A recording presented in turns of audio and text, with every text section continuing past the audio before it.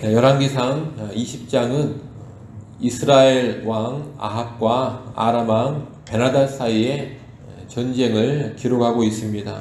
오늘 본문은 아람 왕 베나닷이 사마리아를 처음으로 침략한 일을 보여주고 있습니다. 아합은 갈멜산에서 바알의 선지자들이 패배하고 다 죽임당한 일을 겪었습니다. 그리고 하나님께서 비를 주신다는 엘리야의 선포와 기도 가운데 오랜 가뭄을 끝내는 비가 내리는 것도 경험했습니다. 이런 일들을 계기로 해서 아합은 여호와 하나님에 대한 나름의 인식을 갖게 됩니다. 하지만 그럼에도 아내 이세벨에게 이끌리면서 바알 신앙을 포기하지를 못합니다.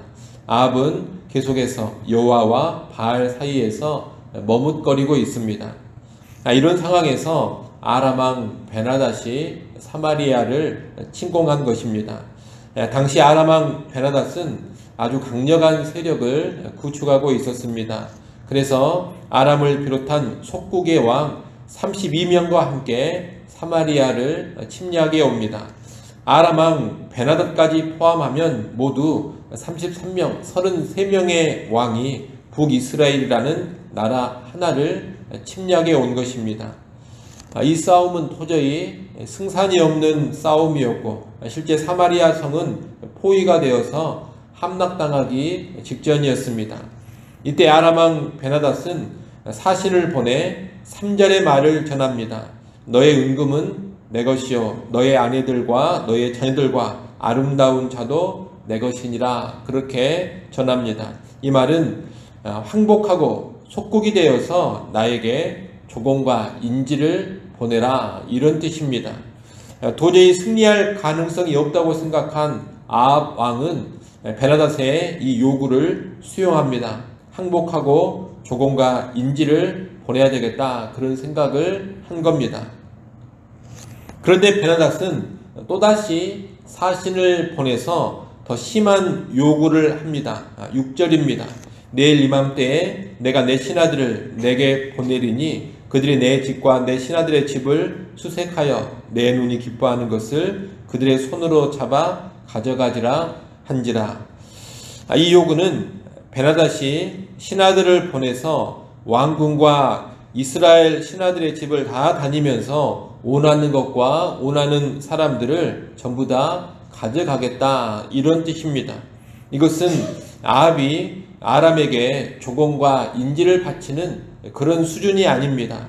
성을 함락시키고 군대가 마음대로 약탈하는 것과 똑같은 수준입니다.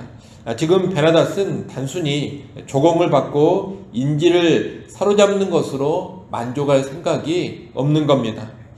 아마 32명이나 되는 왕들을 전쟁에 동원했기 때문에 상당한 전리품이 필요했던 것으로 보입니다. 그래서 아합이 바치는 조공과 인질만으로는 부족하다 생각하고 성을 함락시키고 약탈하는 수준으로 원하는 것을 모두 다 가져가겠다고 말하고 있는 겁니다. 아합 왕은 이 두 번째 요구는 수용할 수가 없었습니다. 두 번째 요구를 수용하는 것은 실상 성이 함락당해서 완전히 노략당하는 것과 별 차이가 없기 때문입니다. 그래서 이스라엘의 장로들을 불러 의견을 묻는데 장로들 모두가 그 제안을 수용할 수 없다고 합니다. 지도층의 의견이 이렇게 모아지자 아합 왕은 베나닷의 요구를 거절합니다. 요구를 거절당한 베나닷은 혹독하게 사마리아를 점령할 것을 선포합니다. 10절에 보면 사마리아에 부스러진 것이 나를 따르는 백성의 무리의 손에 채우기에 족할 것 같으면 신들이 내게 벌 위에 벌을 내림이 마땅하다 이렇게 말합니다. 사마리아를 쳐서 완전히 부서뜨려 버리고 아무리 약탈해도 만족감이 없는 수준으로 약탈을 하겠다는 뜻입니다. 이에 대해 아합은 11절로 답합니다. 갑옷 입는 자가 갑옷 벗는 자 같이 자랑하지 못할 것이라. 이 말은 고대 근동에 널리 퍼진 격언인데 진정한 군인은 갑옷을 입을 때 자랑하는 것이 아니라 갑옷을 벗었을 때 자랑하는 법이다 이런 뜻입니다. 다시 말해 전쟁에 승리해서 갑옷을 벗기 전까지는 함부로 승리를 장담하거나 자랑하지 말라는 의미입니다.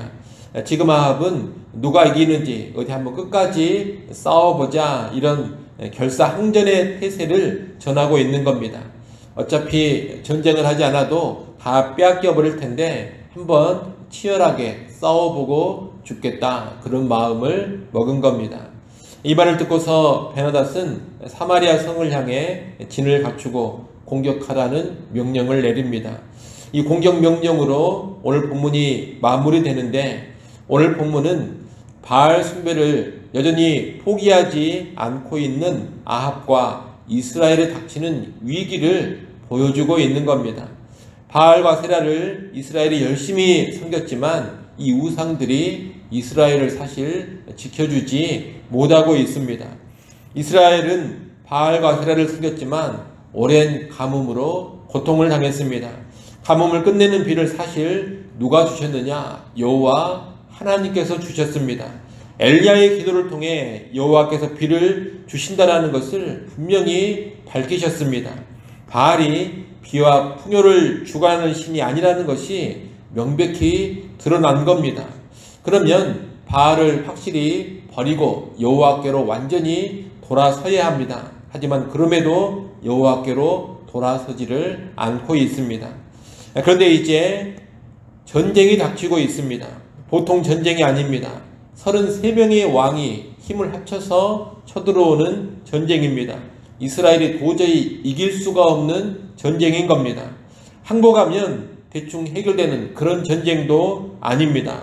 항복한다고 해도 너무나도 혹독한 대가를 요구받고 있습니다. 결국 이판사판 싸우기로 결단을 내릴 수밖에 없지만 결과는 패배가 분명한 아주 암담한 전쟁입니다. 바알 숭배에 빠진 이스라엘이 지금 이렇게 비참한 지경에 빠지게 된 겁니다. 우리는 이런 모습을 보면서 다시금 여호와 하나님을 섬기는 곳에 안정이 있고 평안이 있다라는 것을 깨달아야 하겠습니다. 여러분, 우리의 삶, 우리의 가정, 우리의 나라와 민족이 다 마찬가지입니다. 어디에 안정이 있느냐? 여호와를 인정하고 여호와를 섬기는 데 안정이 있습니다. 또 평안과 번영도 어디에 있느냐? 여호와 하나님을 인정하고 섬기는 데 있는 겁니다. 여호와로 하나님을 삼고 여호와를 경외하며 순종할 때 우리 삶의 모든 영역에서 안정과 평안이 보장되는 법입니다. 하지만 여호와를 버리고 다른 우상들을 섬길 때 혼돈과 불안이 반드시 찾아오게 됩니다. 우상을 섬기는 길은 필연적으로 멸망의 길인 겁니다. 우리 이것을 잘 기억해야 되겠습니다. 이를 기억하는 가운데 풍요의 신, 돈의 신을 상징하는 바알 숭배를 비롯한 각종 우상 숭배에 빠지지 않아야 되겠습니다. 현대판 여러 가지 우상들이 있습니다. 종교적인 신상들은 아니지만 현대 사람들이 신으로 모시고 섬기는 각종 우상들이 많이 있습니다. 물질의 우상이 있고 성공의 우상이 있고 쾌락의 우상이 있습니다. 때로 자녀의 우상도 있습니다. 여러분이 모든 우상들은 우리를 복된 길로 결코 이끌어가지 못합니다. 오히려 우리를 파멸의 길로 이끌고 마는 겁니다. 그러니 오직 여호와 하나님만을 경외하며 섬기는 우리 모두가 될 수 있기를 간절히 축원합니다. 기도하겠습니다. 하나님 아버지, 열심히 바알을 섬기고 아세라를 섬겼지만 찾아오는 것은 고통뿐이요 위기뿐인 이스라엘의 모습을 보았습니다. 아버지 하나님, 오직 참된 평안과 안전은 여호와 하나님만을 섬기는 데 있음을 잘 깨닫게 하여 주옵소서. 오늘 우리의 삶 가운데도 헛된 우상 섬기지 않게 하시고 모든 우상을 다 버리게 하시고 오직 여호와 하나님만을 신으로 섬기며 여호와 하나님의 말씀에만 순종하는 삶으로 나아가게 하여 주옵소서. 우리 개인의 삶과 우리 가정을 면밀히 살피게 하시고 혹시라도 은밀히 들어와 있는 우상이 있다면 과감히 제거하여 버리게 하시고 여호와 하나님만을 경외하며 온전히 섬기게 하여 주옵소서. 이 나라 이 민족도 긍휼히 여기사 이 땅의 모든 우상들이 무너져 내리게 하시고 여호와를 하나님으로 인정하고 하나님 말씀대로 살아가는 나라와 민족 되게 하여 주옵소서. 예수님의 이름으로 기도드리옵나이다. 아멘.